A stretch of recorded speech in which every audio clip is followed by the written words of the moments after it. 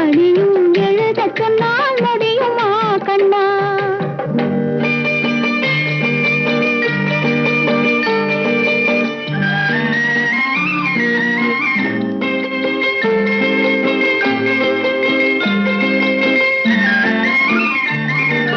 தினம் தினம் ஏன் கோபம் கொண்டாள் கூறடா கண்ணா?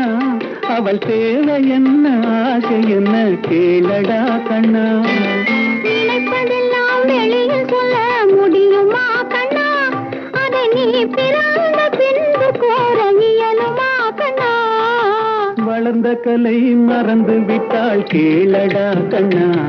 அவள் வடித்து வைத்த ஓவியத்தை பாரடா கண்ணா?